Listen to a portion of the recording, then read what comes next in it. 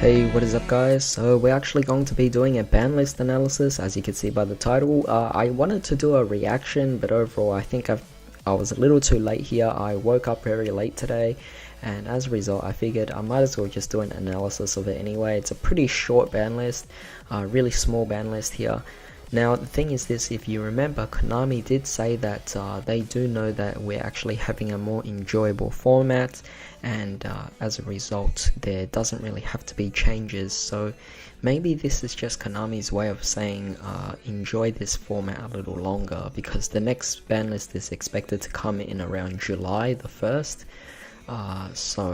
or around that date perhaps. And so what that means is we pretty much have 2 more months to really play with this particular format, because honestly this particular ban list right now is not really that impactful. Now first up we have Summon Sorceress. Now obviously this card is pretty much an equivalent to Firewall Dragon, just generates a lot of degenerate combos, and as a result we all saw this coming, so seeing it hit here is no surprise. We also have number 95 Galaxy Eyes Dark Matter Dragon. Again, it's another card that sets you up with OTKs, particularly in Thunder Dragons, so for them to get hit a bit, so that's definitely an okay move there. I think a lot of people definitely wanted to see it on the list as well, so again, not a card that we're surprised about.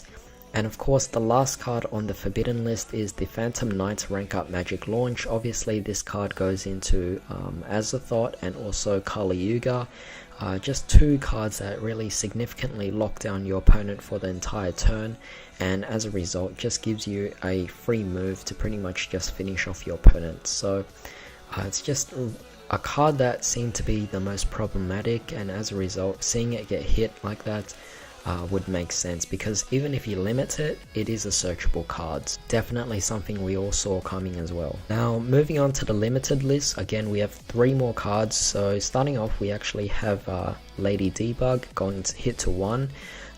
This is definitely very interesting. Salaman Greats, I really didn't expect them to be hit so soon, but I guess if they were going to be stopped in, or rather hindered in some sort of way, then Lady Debug to 1 is definitely a fair move here. Don't really want to do anything to them, just want to slow them down just a bit. So Lady Debug going to 1, no big deal here. It's just unfortunate for people who just play Cyverse here. But of course it doesn't matter, because in the next set of Dark Neostorm we are getting Signet Mining, which will definitely be a card that we'll be adding to the decks here to fill up the void of Lady Debug being hit to 1. Moving on, we have Phantom Skyblaster. Obviously this card just generates you a lot of tokens, allowing you to go into a lot of combos.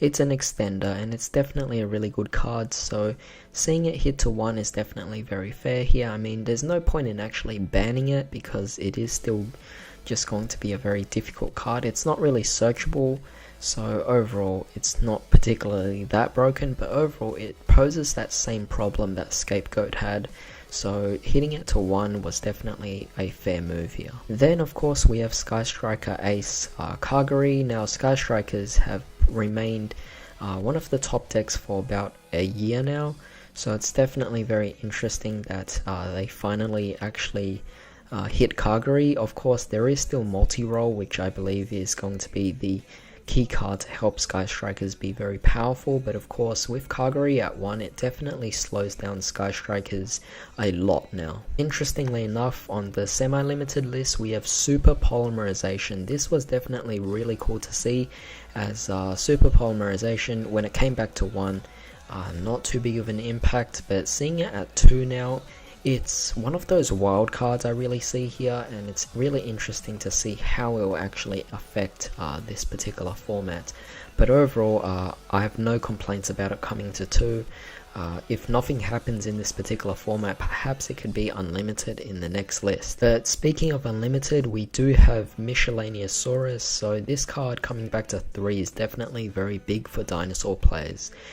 We have Pure Dinos, we have True King Dinos, we have Shadow Dinos, so seeing that Miscellaneousaurus is now back to 3 is definitely going to be something that will be interesting. It's bumping up dinosaurs a lot, so we'll see what happens with this particular format. I don't think dinosaurs will be coming back to the meta anytime soon, but of course I do think it will definitely be a favorable rogue deck that we'll see at tournaments a lot more now. But that's pretty much it for this list. One thing I'm disappointed is that a lot of these cards, yes, although they fix up the actual format a bit, I was hoping to see more cards actually come off the ban list. For example, cards like Book of Moon doesn't have to be on the ban list anymore. I guess I can't really complain. The list is not particularly amazing, but at the same time it does fix things up, so next time hopefully we could see more cards come off the ban list rather than cards going on the ban list. But tell me what you guys actually thought about this particular ban list. Do you think it will actually affect